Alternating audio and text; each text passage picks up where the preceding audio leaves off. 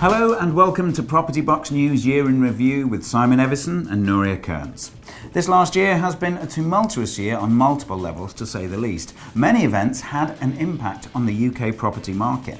The year started with news that the increase in house prices would slow, according to the Halifax House Price Index. Political and economic changes were set to affect the market over the coming year. Chris Cooper and Steve Bolton set up their legal challenge to the so-called tenant tax or mortgage interest relief tax and had immediate support from landlords across the country, exceeding their crowdfunding target for legal fees in a matter of days. The RLA was in full support, and Tory peer Howard Flight joined the condemnation of the government's apparent declaration of war on private rental landlords with a scathing attack on the Conservative Party home website. Right to rent came into effect on February 1st. Landlords are now required to check a prospective tenant's identity thoroughly to ensure they are eligible to rent. We also saw a rush to buy before the new stamp duty tax kicks in. Estate agents were reporting greater urgency from buyers to get the deal done in advance of the hike in stamp duty on April 1st. Early indications were the upcoming Brexit referendum were having an impact on the market and saw a slowing in house price sales as buyers and sellers alike were waiting to see the outcome of the public vote and how it would affect house prices. In the March budget, George Osborne announced that the 18% capital gain tax rate will reduce to 10% and the 28% rate will reduce to 20% for chargeable gains. However, the new rates did not apply to residential property.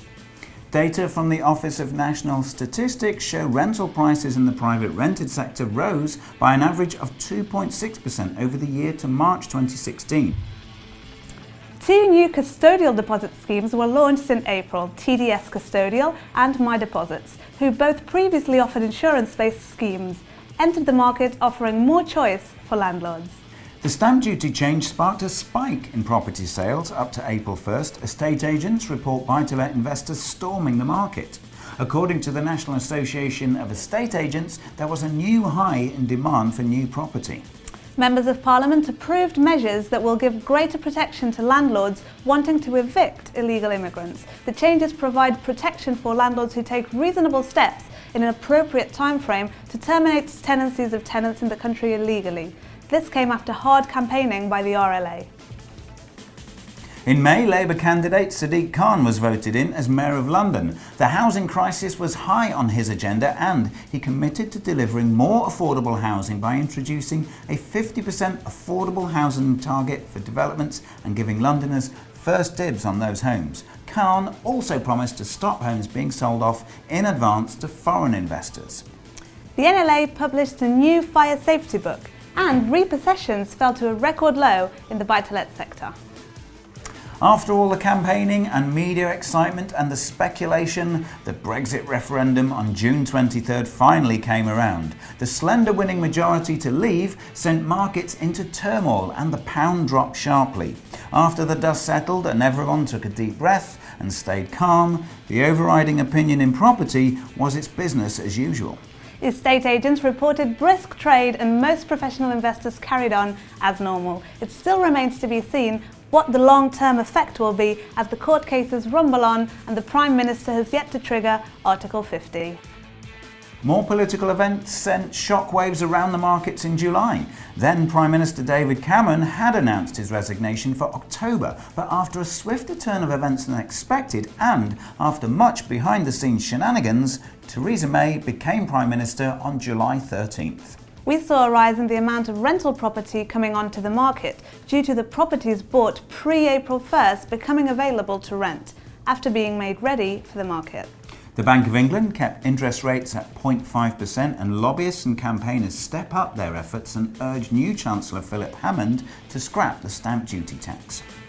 And as we move into August, the property professionals across the country continue to monitor post-Brexit referendum Britain, and not much has happened. The Armageddon predicted by former Chancellor Osborne did not materialise.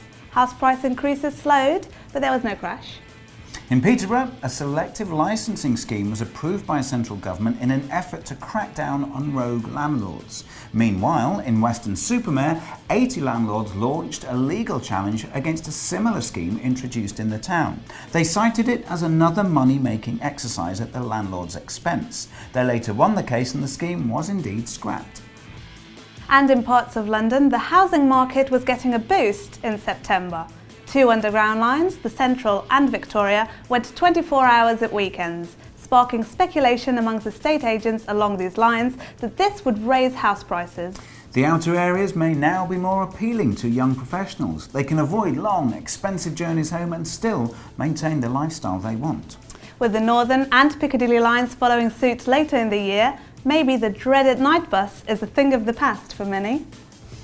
Campaign group Axe the Tenant Tax got their court date for early October.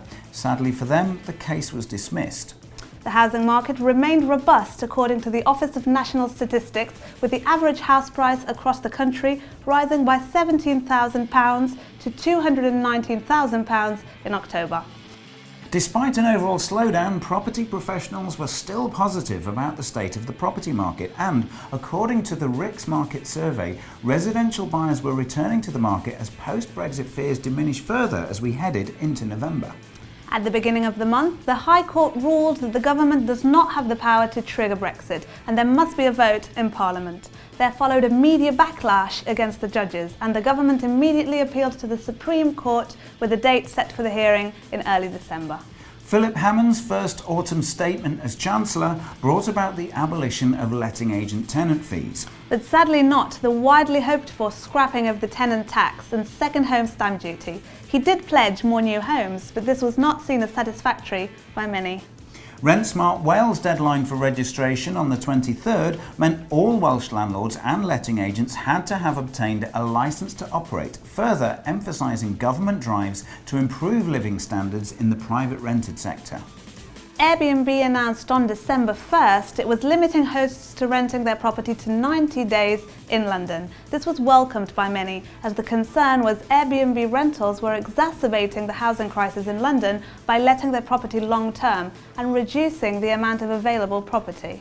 As the year draws to a close, the buy-to-let sector has taken a hammering and many landlords are set to reduce their portfolios due to the government's punitive tax reforms.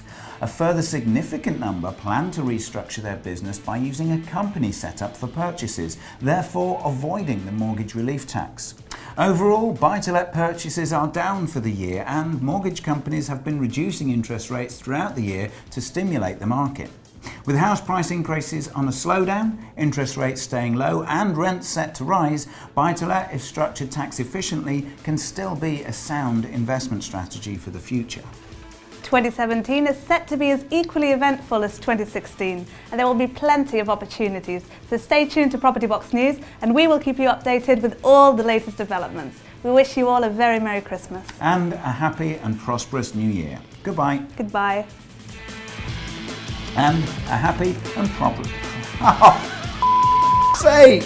Ah! A tumultuous year.